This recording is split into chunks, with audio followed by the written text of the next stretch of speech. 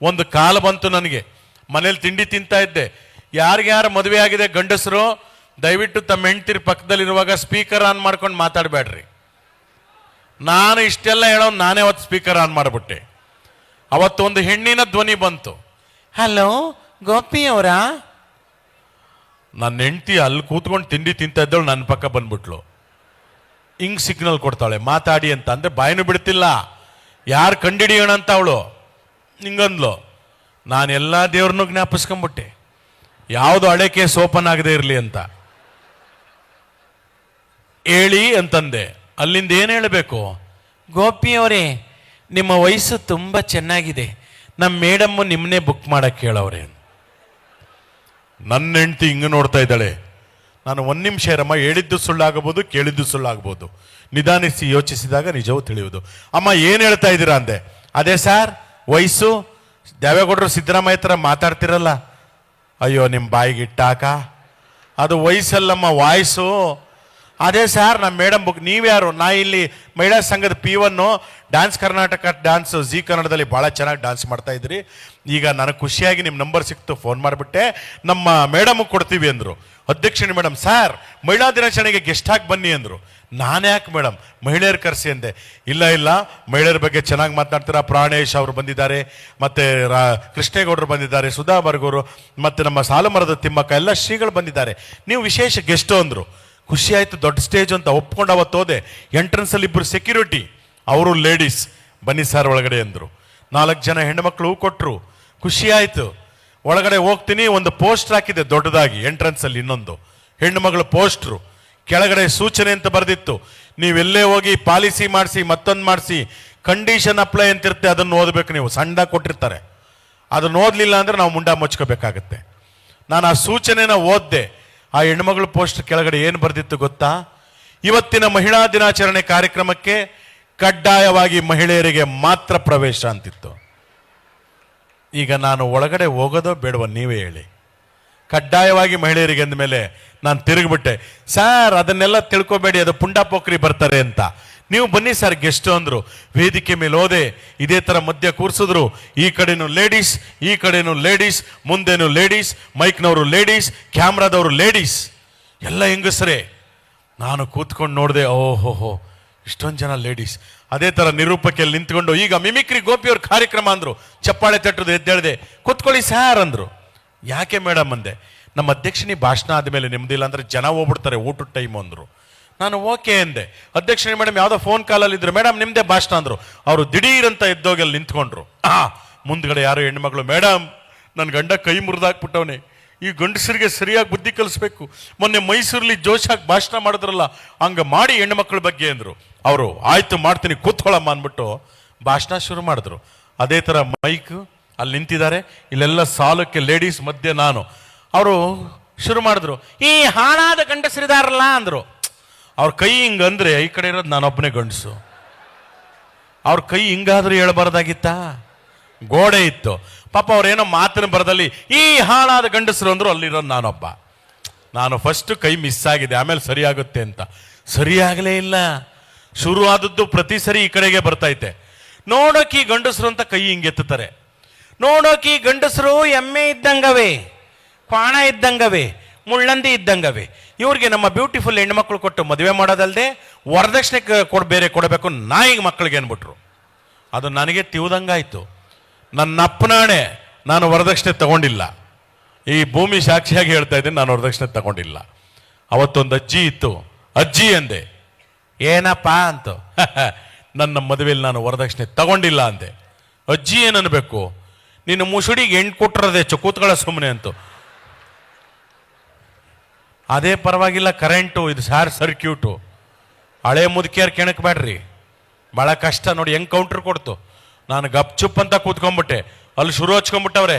ಈ ಗಂಡಸರು ಕುಡ್ಕೊಂಬಂದು ನಮ್ಮ ಹೆಣ್ಮಕ್ಳು ಹೊಡಿತಾರೆ, ವರದಕ್ಷಿಣೆ ತಗೊಂಬ ಅಂತಾರೆ, ಹಾಗೆ ಮಾಡ್ತಾರೆ, ಹೀಗೆ ಮಾಡ್ತಾರೆ. ಇಂಥ ಗಂಡಸರಿಗೆ ಸರಿಯಾಗಿ ನಾವು ಬುದ್ಧಿ ಕಲಿಸ್ಬೇಕು, ಇಟ್ಟು ಜಡಿಯೋ ದೊಣ್ಣೆಯಲ್ಲಿ ಬಡಿಬೇಕು, ಚಪಾತಿ ಲಟ್ಟಣಿಗೆ ಲಟ್ಟಿಸ್ಬೇಕು, ಬಡಿದಾಕ್ಬೇಕು, ನೇತು ಹಾಕಬೇಕು ಅಂತಿದ್ರು.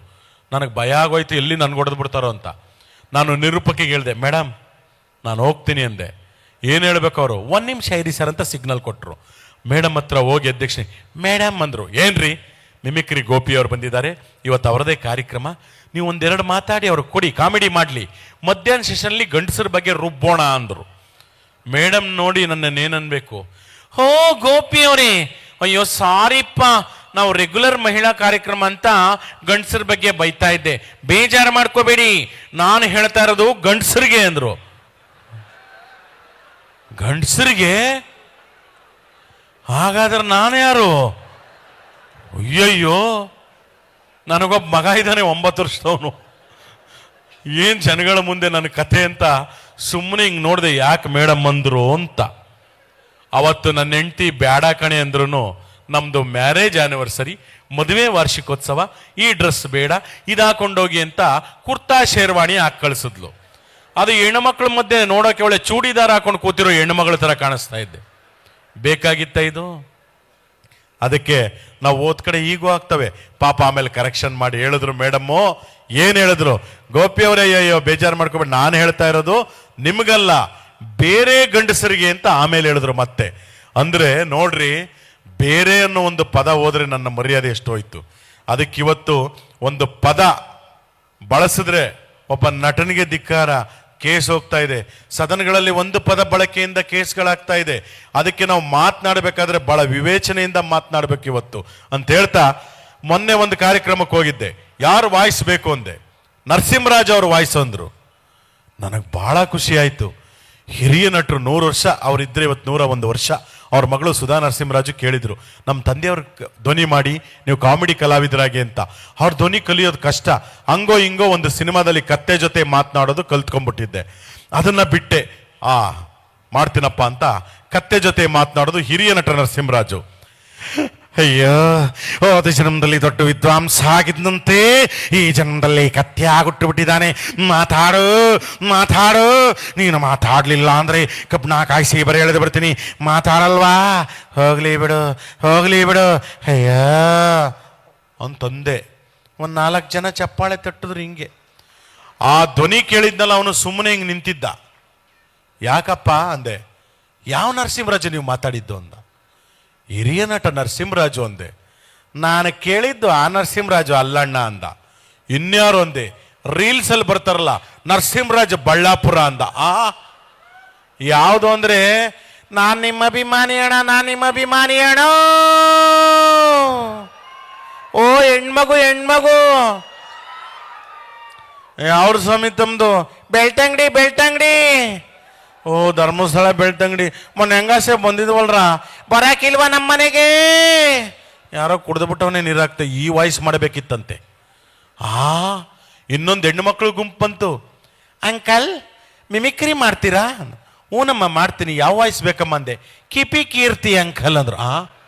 ಕಿಪಿ ಕೀರ್ತಿ ಯಾವುದು ಅಂದ್ರೆ, ಬನ್ನಿ ಬನ್ನಿ ಜನರೇ ಬನ್ನಿ ಬನ್ನಿ, ಇದು ಮಾತಾಡಬೇಕಿತ್ತಂತೆ. ಅಯ್ಯೋ ಕತೆ. ಇನ್ನೊಂದು ಸಾಂಗ್ ಬಂತು, ಎಲ್ಲ ಅದು ಯಾವ ಮಕ್ಕಳುಗಳೆಲ್ಲ ಹೇಳ್ತವೆ ರಾಷ್ಟ್ರಗೀತೆ ಥರ. ಪಯಮ್ನೆ ಕಲಿಯಲ್ಲ, ಒಂದು ನಮ್ಮ ನಾಡಗೀತೆ ಸರಿಯಾಗಿ ಕಲಿಯಲ್ಲ, ರಾಷ್ಟ್ರಗೀತೆನೇ ಇಂಡಿವಿಜುವಲ್ ಸರ್ ಹೇಳಕ್ ಬರಲ್ಲ. ಆ ಸಾಂಗ್ ಫುಲ್ ಹೇಳ್ತವ್ರೆ. ಯಾವುದು? ಹೋಗ್ಬೇಕಾದ್ರೆ ಒಂದೇ ಒಂದು ಮಾತು ಹೇಳಿದ್ಲು ಮಗ. ಏನಂದಲೇ? ಓನಲ್ಲ ನೀನಲ್ಲ ಕರಿಮಣಿ ಮಾಲೀಕ ನೀನಲ್ಲ. ಏನದಕ್ಕೆ ರೀಲ್ಸ್, ಹೆಣ್ಮಗಳು ಮದುವೆಯಾಗಿ ಪಕ್ಕದಲ್ಲಿ ಗಂಡ ನಿಂತವನೆ, ಓನಲ್ಲ ನೀನಲ್ಲ ಕರಿಮಣಿ ಮಾಲೀಕ ನೀನಲ್ಲ. ಅವನು ಕೆನ್ನೆ ಕೊಟ್ಬಿಟ್ಟು ತಾಳಿ ಕಿತ್ಕೊಂಡೋದ, ಇನ್ಯಾವನು ಅಂತ ನೋಡಿ. ಸುಮ್ಮನೆ ಅದನ್ನ ಒಂದು ಹಾಸ್ಯ ಲೇಪನ ಕೊಡ್ತೀವಿ ನಾವು, ಹಾಸ್ಯ ಕಲಾವಿದರು. ಈ ಕರಿಮಣಿ ಮಾಲೀಕ ಯಾರು? ಇವತ್ತು ಶ್ರೀಗಳು ನೀರಾವರಿ ಬಗ್ಗೆ, ರೈತರ ಬಗ್ಗೆ, ಜನರ ಬಗ್ಗೆ ಯೋಚನೆ ಮಾಡಿ ಎಲ್ಲಾ ವಿಧದ ದಾಸೋಹಗಳನ್ನು ಮಾಡ್ತಾ ಇದ್ದಾರೆ. ನಿಜವಾಗ್ಲೂ ಆಧುನಿಕ ಭಗೀರಥರು ಅಂದ್ರೆ ನಮ್ಮ ಸಿರಿಗೆರೆ ಶ್ರೀಗಳು. ಅವರ ಪಾದಾರವಿಂದಗಳಿಗೆ ನಾವು ನಮಸ್ಕರಿಸಬೇಕು.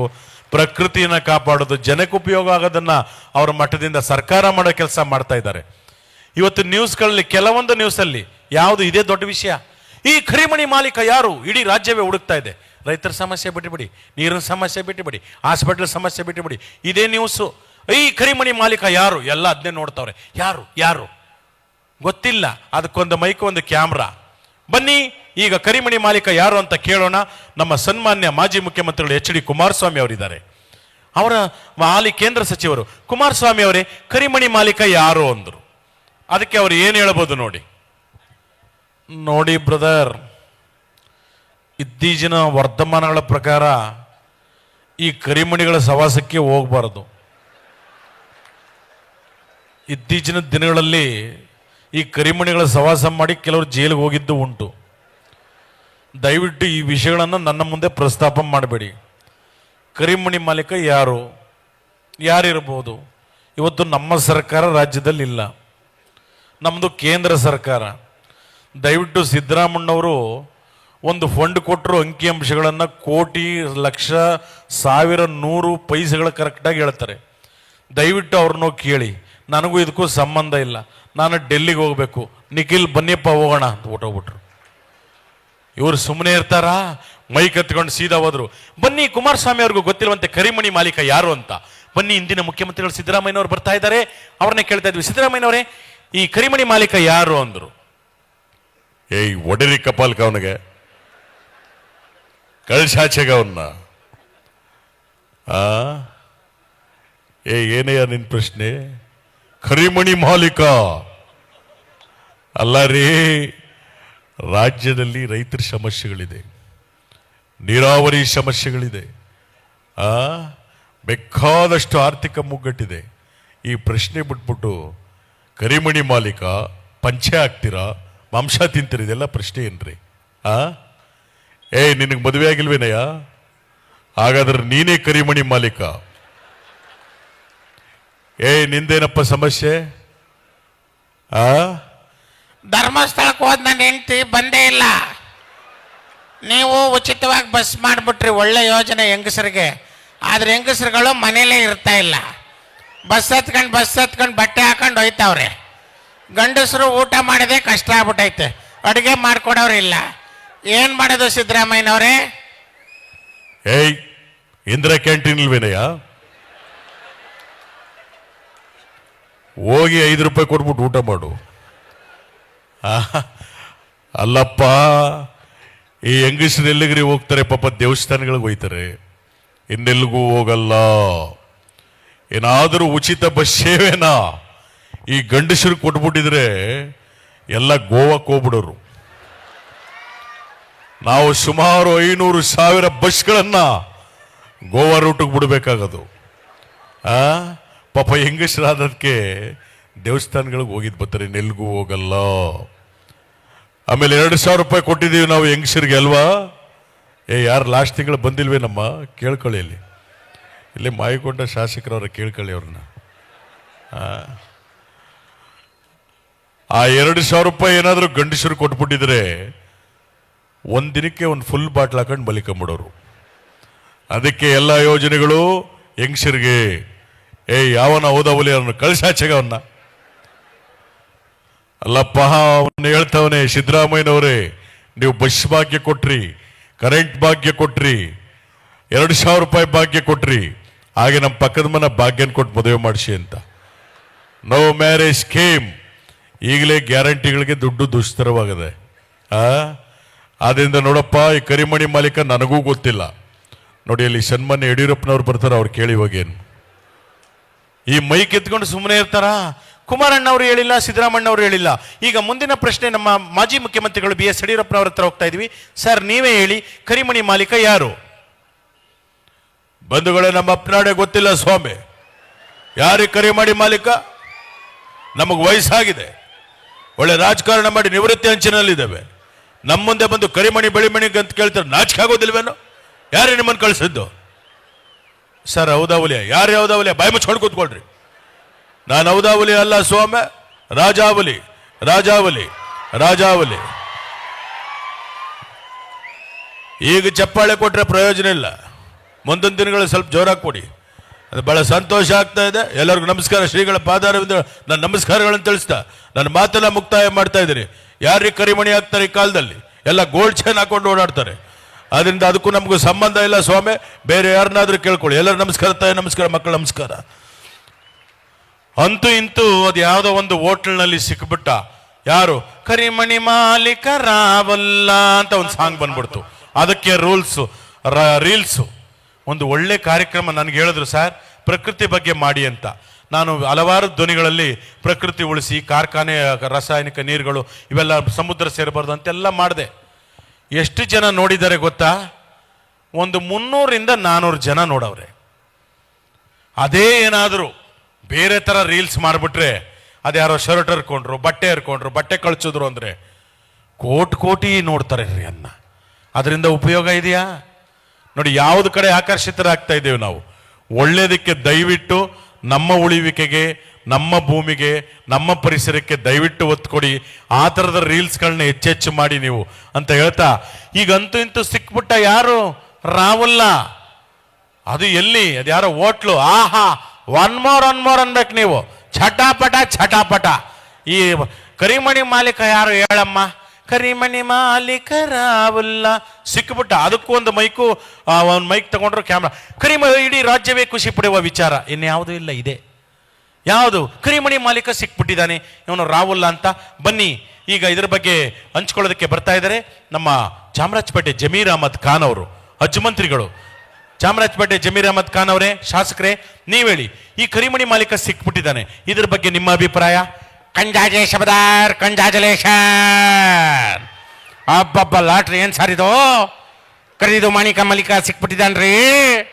ನಮ್ದೇ ಸರ್ಕಾರ 24 hours ಕಂಡಿಡ್ದಿದ್ದೀವಿ. ಚಪ್ಪಾಳೆ ತಟ್ಟಬೇಕು, ಚಟಾಪಟ. ನೋಡಿ, ಅದೇನು ಹೇಳ್ತಾ ಇರೋದು. ಪರಿಸರ ಉಳಿಸಿ, ಶ್ರೀಗಳು ಕೆರೆಗೆ ನೀರು ತುಂಬಿಸಿದ್ದಾರೆ, ಎಲ್ಲ ಸದುಪಯೋಗ ಪಡಿಸ್ಕೊಳ್ಬೇಕು. ನೋಡಿ, ಇಷ್ಟು ಹೇಳಿದ್ರು ಪರಿಸರ ಮಾಲಿನ್ಯ ಮಾಡ್ತೀನಿ ಅಂತ ದೇವರೊಳ್ಳೇದು ಮಾಡ್ತಾ ಇದ್ದಾರೆ. ಹಿಂಗೆ ನಿನ್ ಜನ್ಮಕ್ಕೆ ಹೋಗು. ಕಂಜಾಜೆ ಶಬದಾರ್. ಅಬ್ಬಬ್ಬ, ಲಾಟ್ರಿ, ಥ್ಯಾಂಕ್ ಯು. ನೋಡಿ, ಹಿಂಗೆ ಹೇಳ್ಬಿಟ್ರು. ಹಾಗೆ ಈ ಕಾರ್ಯಕ್ರಮಕ್ಕೆ ಏನಾದರೂ ನಮ್ಮ ಮಾಜಿ ಪ್ರಧಾನಿ ದೇವೇಗೌಡರು, ಹಾಲಿ ಪ್ರಧಾನಿ ನರೇಂದ್ರ ಮೋದಿ ಅವರು ಬಂದಿದ್ರೆ ಹೇಗೆ ಮಾತನಾಡ್ತಾ ಇದ್ರು ನೋಡಿ. ಇವ್ರು ಕನ್ನಡದಲ್ಲಿ ಮಾತನಾಡ್ತಾರೆ, ಅವ್ರು ಹಿಂದಿಲಿ ಮಾತನಾಡ್ತಾರೆ. ನಾವು ಹಾಸ್ಯ ಕಲಾವಿದರು ಒಂಚೂರು ಹಾಸ್ಯ ಲೇಪನ ಕೊಡ್ತೀವಿ, ಆರೋಗ್ಯಕರವಾದಂಥ ಒಂದು ಹಾಸ್ಯವನ್ನು ಮಾಡ್ತೇವೆ. ಮೊದಲಿಗೆ ನಮ್ಮ ದೇವೇಗೌಡರು.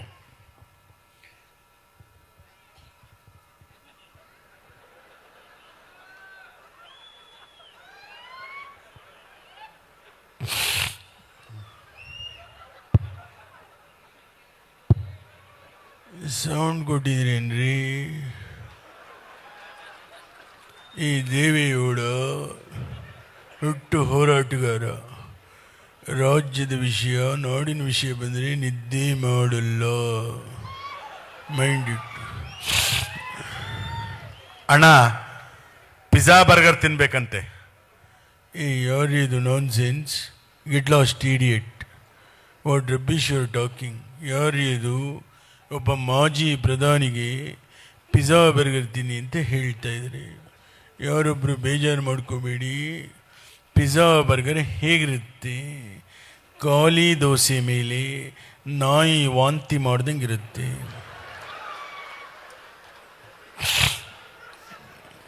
ದಯವಿಟ್ಟು ಕೇಳಿಸ್ಕೊಳ್ಳಿ.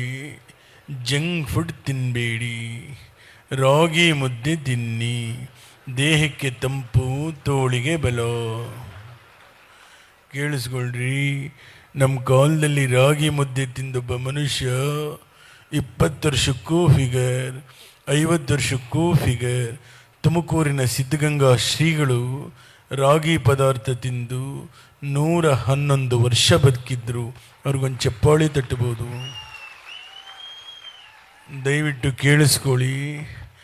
ಈ ಕಾಲದಲ್ಲಿ ಬರ್ಗರ್, ಮಂಚೂರಿಯನ್, ಪಿಜ್ಜಾ ತಿಂದೊಬ್ಬ ಮನುಷ್ಯ 20 ವರ್ಷಕ್ಕೆ ಫಿಗರ್, 30 ವರ್ಷಕ್ಕೆ ಪ್ರೆಷರ್, 40 ವರ್ಷಕ್ಕೆ ಶುಗರ್, 50 ವರ್ಷಕ್ಕೆ ಡಮಾ. ಅದಕ್ಕೆಲ್ಲರೂ ರಾಗಿ ಮುದ್ದೆ ತಿನ್ನಿ. ನನ್ನ ಜೊತೆ ನರೇಂದ್ರ ಮೋದಿ ಅವರು ಬಂದಿದ್ದಾರೆ, ಬನ್ನಿ ಮಾತಾಡಿ. भाई और बहनों, हम सब भारतीय हैं.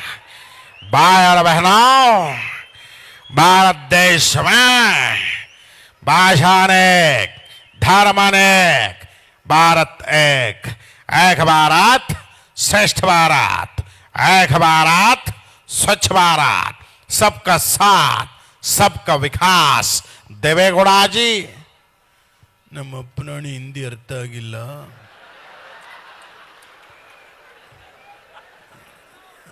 ಸ್ವಲ್ಪ ಕನ್ನಡದಲ್ಲಿ ಮಾತಾಡಿ. ಸಿರಿಗೆರೆ ಶ್ರೀಗಳ ಕಾರ್ಯಕ್ರಮ ತೆರಳುಬಾಳು ಹುಣ್ಣಿಮೆ. ದಯವಿಟ್ಟು ನೀವು ಗೆಸ್ಟು, ಕನ್ನಡದಲ್ಲೇ ಮಾತಾಡಿ. ಎಲ್ಲ ಸಿರಿಗೆರೆ ಶ್ರೀಗಳ ಭಕ್ತಾದಿವೃಂದಕ್ಕೆ ಕರ್ನಾಟಕ ಜನತೆಗೆ ನಿಮ್ಮ ನರೇಂದ್ರ ಮೋದಿಯವರ ಶುಭ ಕಾಮನೆಗಳು ಬಾಯರ ಬಹನ. ದಯವಿಟ್ಟು ಮೋದಿಯವರೇ, ನೀವು ಮಾತಾಡಬೇಕಾದ್ರೆ ಈ ಥರ ಕೈನ ಅಳ್ಳಾಡಿಸ್ಬೇಡಿ. ಯಾಕಂದರೆ 2 ವರ್ಷದ ಹಿಂದೆ ಕರ್ನಾಟಕದಲ್ಲಿ ಎಲೆಕ್ಷನ್ ಆದಾಗ ನೀವು ರೋಡ್ ಶೋಗೆ ಬಂದು ಕರ್ನಾಟಕದ ಜನಗಳ ಮುಂದೆ ಈ ಥರ ಕೈನ ಅಳ್ಳಾಡಿಸಿ ಜನ ಜಾಸ್ತಿ ಇದಕ್ಕೆ ಒತ್ತು ಬಿಟ್ರು.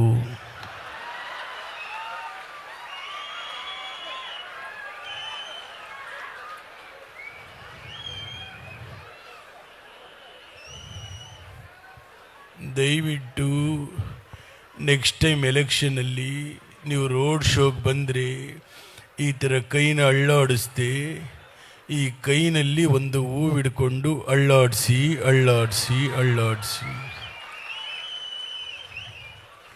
ನೋಡಿ, ಮೊನ್ನೆ ನೀವು ಮಾಡಿರೋ ಕೆಲಸಕ್ಕೆ ನಿಮಗೂ ಲಾಸು, ನಮಗೂ ಲಾಸು, ಏನೂ ಮಾಡೋಕ್ಕಾಗೋದಿಲ್ಲ. देवेगौड़ा जी क्या अच्छा है, आपको क्या अच्छा है? ಇದೇನು ಹೇಳಿದ್ರಿ ಇವರು? क्या अच्छा है आपको? ನಾನು ಚಹಾ ಕುಡಿಯಲ್ಲ, ಕಾಫಿ ಮಾತ್ರ. अच्छा तमाश. देवेगौड़ा जी क्या बात है? ನಾನು ರೈಸ್ ಬಾತ್ ತಿನ್ನಲ್ಲ, ರಾಗಿ ಮುದ್ದೆ ಮಾತ್ರ. ನಮ್ಮ ಮನೆಗೆ ಬನ್ನಿ, ರಾಗಿ ಮುದ್ದೆ ತಿನ್ನಿ. ಕರ್ನಾಟಕದ ರೈತರು ಬೆಳೆದಿರ್ತಕ್ಕಂಥ ರಾಗಿಗೆ ಒಳ್ಳೆ ಬೆಲೆ ಕೊಡಿ. ಕೊನೆಯದ ಒಂದು ಮಾತು ಹೇಳ್ತೀನಿ, ಆಡಿಸಿ ನೋಡು, ಬೀಳಿಸಿ ನೋಡು. 92 ವರ್ಷ ವಯಸ್ಸು ಉರುಳಿ ಹೋಗದು. ಎಲ್ಲರಿಗೂ ನಮಸ್ಕಾರ. ನಂದು 5 ನಿಮಿಷ ಹಾಗೆ ಈಗ ತಾನೇ ನಮ್ಮ ಮುಖ್ಯಮಂತ್ರಿ ಚಂದ್ರ ಸರ್ ಬಂದಿದ್ದರು. ಹಾಗೆ ನಮ್ಮ ದೊಡ್ಡಣ್ಣವರ ಅಳಿಯ ಈ ಚಿತ್ರದುರ್ಗ ಶಾಸಕರ ವೀರೇಂದ್ರ ಪಪ್ಪಿ ಸರ್ ಬಂದಿದ್ದರು. ನಮ್ಮ ದೊಡ್ಡಣ್ಣ ಅವರು ಮತ್ತೆ ಮುಖ್ಯಮಂತ್ರಿ ಚಂದ್ರ ಅವರು ಒಂದು ಸಿನಿಮಾದಲ್ಲಿ ಭಾಳ ನಗಿಸಿದ್ದಾರೆ. ಯಾವುದದು? ಸೂರ್ಯವಂಶ. ನಾನು ಬಂದಾಗ ಯಾವಾಗಲೂ ಹೇಳಿ ಅಂತಿರ್ತಾರೆ. ಈಗ ಆ ಸಿನಿಮಾದ ಒಂದು ಡೈಲಾಗ್ ನಿಮ್ಮ ಮುಂದೆ. ದೊಡ್ಡಣ್ಣ ಕೊಲಲೆ ಪಾಂಡು ಕುಮಾರನವು ಕೊಲಲೆ ತೆಡಬಿದೆ ಸಖಿಸು ದಿನಬಿದೆ ಜಿಗ್ ಚಾ ಜಿಗಿ ಜಿಗಿ ಚಾ ಜಿಗ್ ಚಾ ಜಿಗಿ ಜಿಗಿ ಚಾ. ಓಹೋ, ಎಲ್ಲ ನನ್ನ ಸಿರಿಗೆರೆ ಭಕ್ತಾದಿಗಳಿಗೆ ಅಪ್ಪ ಅವ್ರ ಪಾದಿಗೆ ನಮಸ್ಕಾರ ಹೇಳ್ತಾ ಶರಣು. ಏನಿಲ್ಲ, ಅದೇ ಅವರು ನಮ್ಮ ಚಂದ್ರಣ್ಣ ಬಂದವರೇ, ಮುಖ್ಯಮಂತ್ರಿ ಚಂದ್ರು ಅವರು ಏನೋ ಕೇಳ್ತವ್ರೆ. ಅಂದಾಗೆ ಮಿಲ್ಟ್ರಿ ಏನ್ ಬೇಕು? ಲೇ ಮೀಸೆ ಗುಂಡಕ್ತೀನು. ಅಯ್ಯೋ, ನನಗೇನು ಗೊತ್ತಿಲ್ಲ ಕಣಣ್ಣ, ನಾನು ಇನ್ನೂ ಚಿಕ್ಕ ಹುಡುಗ. ಏನೋ ನೀನು ಕೇಳ್ತಾ ಇದೀಯ ಅಂತ ಒಂದು ಸ್ವಲ್ಪ ಶಿವ ಫೋ. ಲೇ ಮೀಸೆ, ಆ ನಾಟಿ ಕೋಳಿ ಹೆಂಗೋ? ಯಾವ ನಾಟಿ ಕೋಳಿ ಅಣ್ಣ? ಸ್ವಲ್ಪನೂ ರಸಿಕತನೇ ಇಲ್ಲ. ಈಗ ಬಂದೋಯ್ತಲೋ ನಾಟಿ ಕೋಳಿ, ಹೆಂಗೋ? ಹೆಂಗೆ ಏನು ಅಂತ ನಮ್ಮ ತಾಯಿ ಸತ್ಯವಾಗ್ಲೂ ಗೊತ್ತಿಲ್ಲ ಕಣ. ನಾಳೆ ಅವ್ರ ಗಂಡ ಸಿಗಡಿ ಸಿದ್ಧ ರಿಲೀಸ್ ಆಗಿ ಬರ್ತಾರೆ, 4 ಆಫ್ ಮರ್ಡರ್ ಮಾಡವನೇ. ಅವ್ರು ಕೇಳ್ಬಿಟ್ಟು ಹೇಳ್ತೀನಿ ಬಿಡೋಣ. ಅಯ್ಯೋ ಬೇಡ ಬಿಡು, ಯಾಕೆ ಬೇಕು? ಏಯ್, ನಾಟಿ ಕೋಳಿ ಬೇಕು ನೋಡಿ, ನಾಟಿ ಕೋಳಿ ತೇರೆ ಬದ್ ಬಾಸ್. ಏನು ಅನ್ಕೊಂಬಿಟ್ಟಿದೀಯಾ? ಹೆಂಗೆ ಪಂಚು ಅಣ್ಣ ಹೊಟ್ಟೋಗ್ಬಿಟ್ಟವ್ರೆ. ಅಣ್ಣ, ಫೋಟೋ ತೆಗಿಬೇಕಾದ್ರೆ ಕ್ಯಾಮ್ರಾ ಮುಚ್ಚಳ ತೆಗಿಯೋದು ಮಾತ್ರ ಬರಿಬೇಡ ಕಣಣ್ಣ. ನಮ್ಮ ಟೆನ್ನಿಸ್ ಕೃಷ್ಣ ಬರ್ತಾವ್ರೆ. ಕೃಷ್ಣ, ಟೆನ್ನಿಸ್ ಕೃಷ್ಣ. ಆಯ್ ನಮಸ್ಕಾರ ಕಣ್ರಣ್ಣ, ನಮಸ್ಕಾರ ಕಣ್ರಕ್ಕ. ಮಾರಮ್ಮನ್ ಡಿಸ್ಕೋ ದೊಡ್ಡಣ್ಣ, ಚಂಬಲ್ಲಿರ ಪಾಯಸ ಕೊಡಿ ದೊಡ್ಡಣ್ಣ. ಅಲ್ಲಲ್ಲಿ ಬರೆಯಕ್ಕೆ ಬಂದರೆ 1 ಲೋಟ ನೀರು ಕೊಡಲ್ಲ, ಪಾಯಸ ಕೊಡ್ತಾ ಇದ್ದಾರೆ. ಭಲೇ ರುಚಿಕರವಾಗಿದೆ ಕಣೋ ಪಾಯಸ. ನೀನು ಯಾಕೋ ಕುಡಿಲಿಲ್ಲ ಟೆನ್ನಿಸ್ ಕೃಷ್ಣ? ಏನಿಲ್ಲ ಕಣಣ್ಣ, ಸಿರಿಗೆರೆಗೆ ಹೋಗಿದ್ನ, ತರಳು ಬಾಳು ಹುಣ್ಣಿಮೆ ಜಾತ್ರಾ ಮಹೋತ್ಸವ ನೋಡಿದ್ನ. ಭಕ್ತಿ ಭಾವ ಪರವಶದಲ್ಲಿ ಮಿಂದೆದ್ದು ಬರ್ತಾ ಇರಬೇಕಾದ್ರೆ ಯಾರೋ ಅಂಕಲ್ಲು ಪಾಯಸ ಕುಡೀರಿ ಅಂತ ನನ್ನ ಚೊಂಬಗೆ ಹಾಕಿದ್ರು ಕಣಣ್ಣ. ಕುಡಿಯೋಣ ಅಂತ ಕೆಳಗಿಟ್ರೆ ಒಂದು ನಾಯಿ ಬಂದು ನೆಕ್ಬಿಡ್ತು ಕಣಣ್ಣ. ವೇಸ್ಟ್ ಆಗುತ್ತೆ ಅಂತ ನಿಮಗೆ ಕೊಟ್ಟೆ, ಟೇಸ್ಟ್ ಆಗಿದೆ. ಥೂ ಅವ್ವೇಕರ ಮಗನೇ, ನಾಯಿ ಕೆಡಿಸಿರೋ ಪಾಯಸ ಕೊಟ್ಬಿಟ್ಟ. ಇದೇ ಚೊಂಬಲ್ ಒಡೆದಾದ್ರೆ ತಲೆ ಎಗರೋಗ್ಬಿಡ್ಬೇಕು ನೋಡು. ದೊಡ್ಡಣ್ಣ ನಿನ್ನ ಹತ್ರಲ್ಲಾದ್ರೂ ಒಡಿ, ಚೊಂಬಲ್ ಮಾತ್ರ ಒಡಿಬೇಡ ದೊಡ್ಡಣ್ಣ. ಯಾಕೋ ಕೃಷ್ಣ, ದಿನ ಬೆಳಿಗ್ಗೆ ಶೌಚಕ್ಕೆ ಹೋದ್ರೆ ಅದರಲ್ಲೇ ನೀರು ತಗೊಂಡು ಹೋಗೋದು ಭಾಳ ಕಷ್ಟ. ಇದು ಯಾಕೆ ಹೇಳ್ತೀನಿ ಅಂದರೆ, ಕೆಲವರು ಕ್ಲೀನ್ನೆಸ್ಸೇ ಇರಲ್ಲ, ಎಲ್ಲೋಗ್ಲಿ ಎಲ್ಲ ತಿಂದುಬಿಡ್ತಾರೆ ತಗೊಂಡು. ನಮ್ಮ ಶೂಟಿಂಗ್ನಲ್ಲಿ ಅದಕ್ಕೆ ಎಲ್ಲಿ ಬಂದು ಕೈ ಹಾಕ್ತಾರೆ ಅಂತ, ಈ ಹಣ್ಣು ಹಂಪ್ಲ ಇರೋ ಸೀನ್ ಬಂದರೆ ಒಂದು ಎಲ್ಲರನ್ನೂ ನೋಡ್ರಪ್ಪ, ಹಣ್ಣು ಸ್ವೀಟಿಗೆಲ್ಲ ಕೆಮಿಕಲ್ ಹಾಕ್ತಾ ಇದೀವಿ ಅಂತ ಯಾವುದೋ ಒಂದು ಸ್ಪ್ರೇ ಹೊಡೆದು ಬಿಡ್ತಾರೆ, ಸೊಳ್ಳೆ ಔಷಧಿನೋ ಜಿಗಿಣಿದೋ. ಯಾರೂ ಮುಟ್ಟಲ್ಲ. ಕೆಲವರು ಮಿಠಾಯಿ ತಗೊಳಕ್ಕೆ ಹೋಗ್ತಾರೆ, ಮಿಠಾಯಿನ ಎಷ್ಟು ಕೆಜಿ, ಅರ್ಧ ಕೆಜಿ ಅಲ್ಲೇ ತಿನ್ಕೊಂಡ್ಬಿಡ್ತಾರೆ. ಕಡಲೆಕಾಯಿ ತಗೊಳಕ್ಕೆ ಹೋಗ್ತಾರೆ, ತಗೊಳ್ಳೋದು 10 ರೂಪಾಯಿ, ಕಡಲೆಕಾಯಿ 5 ರೂಪಾಯಿಂದ ಅವರೇ ತಿನ್ಕೊಂಡ್ಬಿಡ್ತಾರೆ. ಅದಕ್ಕೆ ಮುಟ್ಟಿ ತಿನ್ಕೊಂಬೇಡಿ. ಯಾಕಂದ್ರೆ ಹಿಂಗೆ ಒಬ್ಬನಿಗೆ ಅಭ್ಯಾಸ ಇತ್ತು, ಒಂದು ಮನೆಗೆ ಹೋದ್ವಿ, ಬಿಸ್ಕೆಟ್ ಇತ್ತು, ಮನೆಯವರಿಲ್ಲ ಅಂದರೆ ನನಗೆ ಹೊಟ್ಟೆ ತೆಗೆದ್ರು ಗಬಗಬನ್ ತಿನ್ಬಿಟ್ಟ.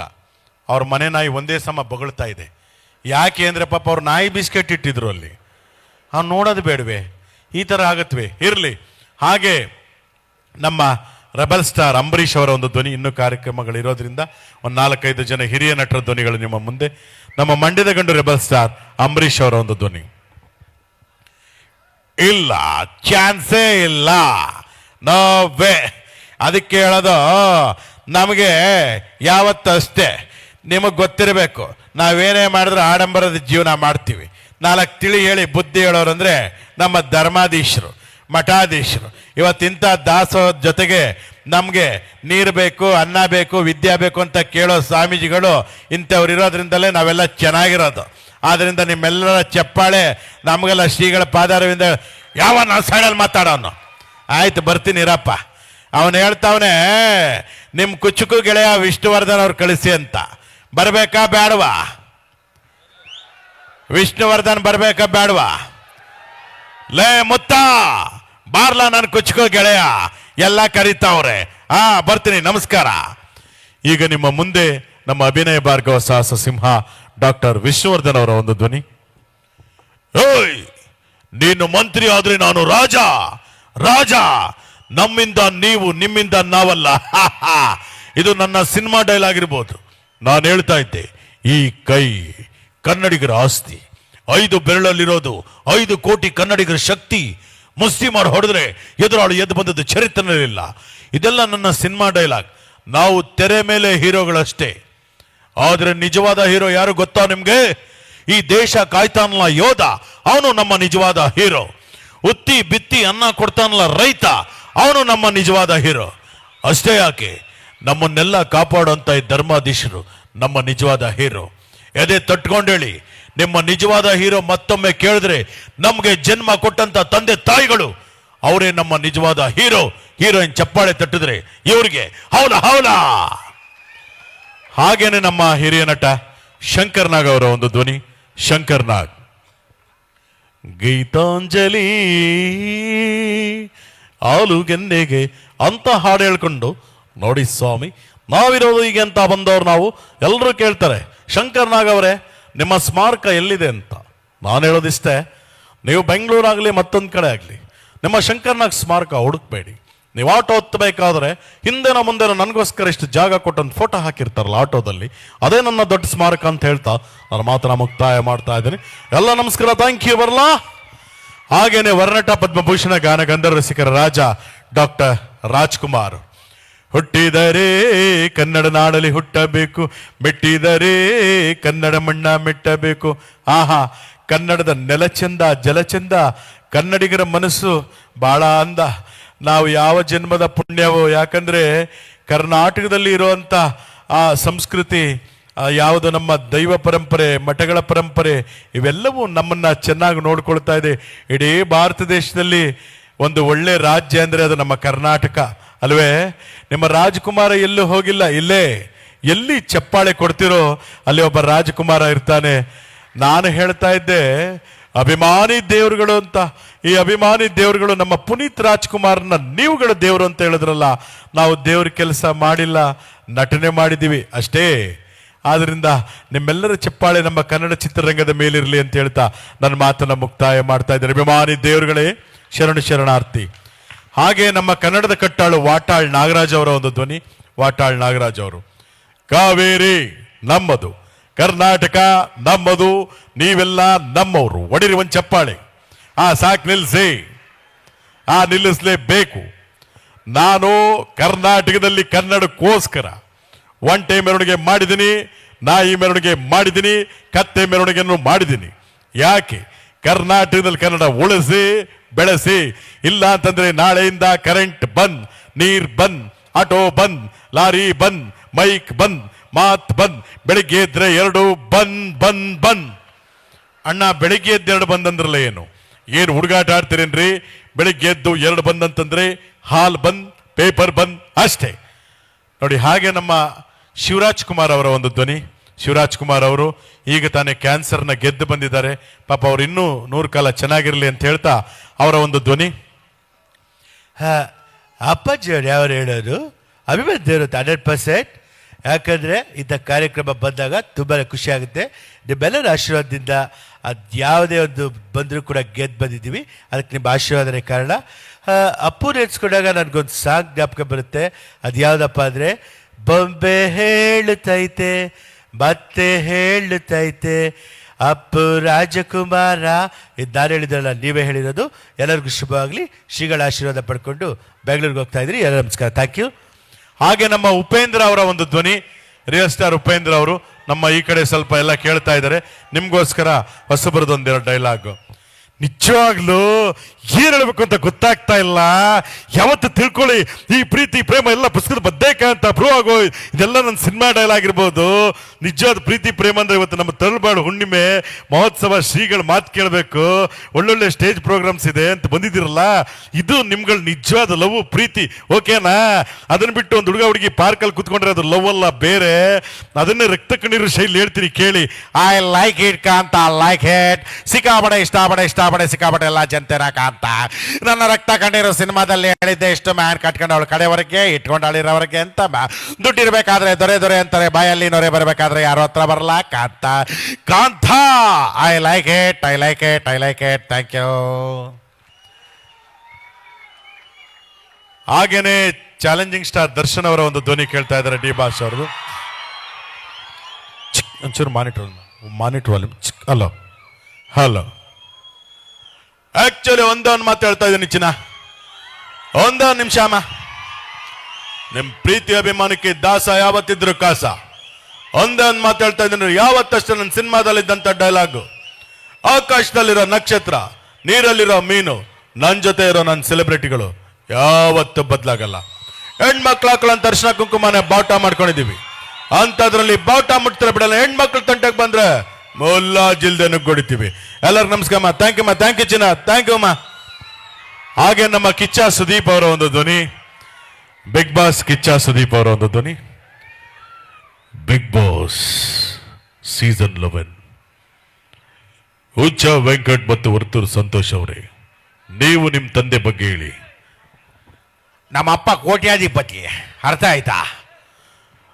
ನಿಮ್ಮಪ್ಪ ಕೋಟ್ಯಾಧಿಪತಿ ಆದರೂ ಮದುವೆ ಆಗಿಲ್ಲ, ಯಾಕೆ? ನಾನೇ 10 ರೂಪಾಯಿ 20 ರೂಪಾಯಿ ಕಷ್ಟಪಡ್ತಾ ಇದ್ದೀನಿ. ಬೇಡಪ್ಪ, ಮದುವೆ ಸಮಸ್ಯೆನೇ ಬೇಡ. ಕಾವೇರಿ ನಿನ್ನ ಮಡಿಲಲ್ಲಿ ಮಲಗುವೆ ನಾನಮ್ಮ. ಅವ್ರು ಆ ಕಡೆ ಎಕ್ಸಿಟ್ ಆದ್ರು. ವರ್ತೂರು ಸಂತೋಷ್ ಅಂತ ಕಂಟೆಸ್ಟೆಂಟು. ವರ್ತೂರು ಸಂತೋಷ್ ಅವರೇ, ನೀವು ನಿಮ್ಮ ಅಪ್ಪನ ಬಗ್ಗೆ ಏನು ಹೇಳ್ತೀರಾ? ಅಣ್ಣ, ನಾನು ನಮ್ಮ ಅಪ್ಪನ ಕೊಟ್ಟಿರೋದಣ್ಣ. ನಮ್ಮ ಅಪ್ಪನ ಕೊಟ್ಟಿರೋದಕ್ಕೆ ನಮ್ಮ ಅಪ್ಪನ ದುಡ್ಡಲ್ಲಿ ಶೋಕಿ ಮಾಡ್ತೀನಿ ಅಣ್ಣ. ದಯವಿಟ್ಟು ಒಂದು ಅರ್ಥ ಮಾಡಗ್ರಿ. ಜಾತ್ರಾ ಮಹೋತ್ಸವ ಒಳ್ಳೇದಾಗ್ತೈತ್ರಿ. ಯಾಕಂದ್ರೆ ನಾನು ಹೇಳ್ತಾ ಇದ್ದೆ, ಹಳ್ಳಿ ಮಕ್ಕಳು ರೈತರ ಮಕ್ಕಳಿಗೆ ಹೆಣ್ಣು ಕೊಡ್ರಕ್ಕ. ಹಳ್ಳಿ ಮಕ್ಕಳು ರೈತರ ಮಕ್ಕಳು ಅಂತ ಹೆಣ್ಣು ಕೊಡದೆ ನೀವು ಇರಬೇಡ್ರಿ. ವರ್ಷದೊಳಗೆ ಮಕ್ಕಳು ಕೊಡ್ತಾರೆ ನೋಡ್ರಿ ಅವರು. ನೀವು ಬರೀ ಸಾಫ್ಟ್ವೇರ್ ಅಂದರೆ ಅವರು ಕೆಲವರು ಡೈವರ್ಸ್ ಕೊಡೋರು. ನಮ್ಮ ರೈತರ ಮಕ್ಕಳಿಗೆ ಹೆಣ್ಣು ಕೊಡ್ರಿ. ರೈತರೇನು ಸುಮ್ಮನೆ ಅಲ್ಲ, ಕೋಟ್ಯಾಧಿಪತಿಗಳು ಅವರು. ಏನ್ರಣ್ಣ, ಕರೆಕ್ಟಾ? ಆಯಿತು, ಬರ್ತೀನಣ್ಣ. ಹಳ್ಳಿ ಮಕ್ಕಳು ರೈತರ ಮಕ್ಕಳು ಹೆಣ್ಣು ಕೊಡಿ ಅಂತಂತ ವರ್ತೂರು ಸಂತೋಷ್ಗೆ ಒಂದು ಚಪ್ಪಾಳೆ ತಟ್ಟಿ ಥ್ಯಾಂಕ್ ಯು. ಹಾಗೇನೆ ನಮ್ಮ ದತ್ತಣ್ಣ ಅವರು, ಹಿರಿಯ ನಟ ದತ್ತಣ್ಣ ಅವ್ರದ್ದು. ಯಾಕಂದ್ರೆ ಧ್ವನಿ ಮಾಡೋದಕ್ಕೆ ಬೇಕಾದಷ್ಟು ಇದೆ, ಆದರೆ ಕೊನೆಯ ಧ್ವನಿ ಮಾಡಿ ಮುಗಿಸ್ತೇನೆ. ಕೆಲವರು ನನಗೆ ಮದುವೆ ಆಗಿಲ್ಲ 30 ಆಯ್ತು ಮದುವೆ ಆಗಿಲ್ಲ, 35 ಆಯ್ತು ಮದುವೆ ಆಗಿಲ್ಲ, 40 ಆಯ್ತು ಮದುವೆ ಆಗಿಲ್ಲ ಅಂತ ಯಾರ್ಯಾರು ಅನ್ಕೊಂಡಿದ್ದೀರಿ ಅಂಥವ್ರಿಗೊಂದು ಸಾಂತ್ವನದ ಮಾತು ಹೇಳ್ತಾರೆ ನಮ್ಮ ದತ್ತಣ್ಣ ಅವರು. ಅವರೇ ಮದುವೆ ಆಗಿಲ್ಲ, ಹಿರಿಯ ನಟರು. ಈಗ ಅವ್ರು ಏನು ಹೇಳ್ಬೋದು ಕೇಳಿ. ಯಾರ್ಯಾರು ಮದುವೆ ಆಗಿಲ್ಲ ಅಂತ ಕೊರಗ್ತಾ ಇದ್ರು ಗಂಡಸರು ಅವ್ರಿಗೆ ಹೇಳ್ತಾ ಇದ್ದಾರೆ ನೋಡಿ, ಮದುವೆ ಆಗದೆ ಇರೋ ಗಂಡಸರು ಕೇಳ್ಕೊಳ್ರಪ್ಪ, ಒಂದು ಮಾತು ಎಲ್ಲರಿಗೂ ನಮಸ್ಕಾರ, ಬರ್ತೀನಿ, ನಮಸ್ಕಾರ. ಧನ್ಯವಾದಗಳು. ಯಾಕಂದರೆ ನಾನು ಹೇಳಿದೆ ಧ್ವನಿ ಮಾಡೋಕ್ಕೆ ಬೇಕಾದಷ್ಟಿದೆ, ಆದರೆ ಇದಕ್ಕೊಂದು ಅವಕಾಶ ಕೊಟ್ಟದ್ದಕ್ಕೆ ನಮ್ಮ ಸಿರಿಗೆರೆ ಶ್ರೀಗಳ ಪಾದಾರವಿಂದಗಳಿಗೆ ಮತ್ತೊಮ್ಮೆ ನಮಸ್ಕರಿಸುತ್ತಾ, ಹಾಗೂ ಇಲ್ಲಿರತಕ್ಕಂಥ ಎಲ್ಲ ಸರ್ವ ನನ್ನ ಕನ್ನಡ ಬಂಧುಗಳಿಗೆ ನಮಸ್ಕರಿಸುತ್ತಾ, ಯಾಕಂದ್ರೆ ನನಗೊಂದು ಅವಕಾಶ ಸಿಕ್ಕೋದೇ ಒಂದು ದೊಡ್ಡದಾಯಿತು. ಇಲ್ಲಿ ಇವತ್ತು ಮಜಾಟಾಕಿ ಶೂಟಿಂಗ್ ಇವತ್ತೇ ಇಟ್ಬಿಟ್ರು, ಆದರೆ ನಾವು ಸಿರಿಗೆರೆ ಶ್ರೀಗಳ ಒಂದು ಕಾರ್ಯಕ್ರಮ ಇದೆ, ನಾವು ಅಲ್ಲಿಗೆ ಹೋಗ್ಬೇಕು, ತರಳುಬಾಳು ಹುಣ್ಣಿಮೆ ಕಾರ್ಯಕ್ರಮ ಅಂತೇಳಿ ಈ ವಾರದ ಎಪಿಸೋಡ್ ಆ್ಯಕ್ಟಿಂಗ್ ಮಾಡೋಕ್ಕೆ ಹೋಗಲಿಲ್ಲ. ಅದು ಇಲ್ಲಿ ಮಹಿಮೆ ಇರಬೇಕು, ನಮ್ಮನ್ನು ಕರೆಸ್ಕೊಂಡಿದೆ. ಭಾಳ ಖುಷಿಯಾಯಿತು ಇಲ್ಲಿಗೆ ಬಂದದ್ದಕ್ಕೆ. ಮತ್ತೊಮ್ಮೆ ಮಗದೊಮ್ಮೆ ತಮ್ಮೆಲ್ಲರಿಗೂ ಕೂಡ ವಿಶೇಷವಾದಂಥ ನಮಸ್ಕಾರಗಳು. ಮಾತಿನಲ್ಲಿ ಒಂದು ಹೆಚ್ಚು ಕಡಿಮೆ ಇದ್ದರೆ, ಲೋಪದೋಷ ಇದ್ದರೆ ದಯವಿಟ್ಟು ಕ್ಷಮೆ ಇರಲಿ ಅಂತ ಮತ್ತೊಮ್ಮೆ ಕೇಳ್ಕೊಳ್ತಾ ಧನ್ಯವಾದಗಳು. ಖ್ಯಾತ ನಟರು ಹಾಗೂ ರಾಜಕಾರಣಿಗಳ ಮಿಮಿಕ್ರಿಯ ಮೂಲಕ ನಗೆಗಡಲಲ್ಲಿ ತೇಲಿಸುವ ಮೂಲಕ ಎಲ್ಲರನ್ನ ರಂಜಿಸಿ ಮನರಂಜಿಸಿದ ಶರಣ ಮಿಮಿಕ್ರಿ ಗೋಪಿಯವರಿಗೆ ತುಂಬು ಹೃದಯದ ಧನ್ಯವಾದಗಳು. SS ಟಿವಿ, ಸಿನಿಮಾ ಜಗತ್ತಿನ ಕ್ಷಣ ಕ್ಷಣದ ಸುದ್ದಿಯೊಂದಿಗೆ.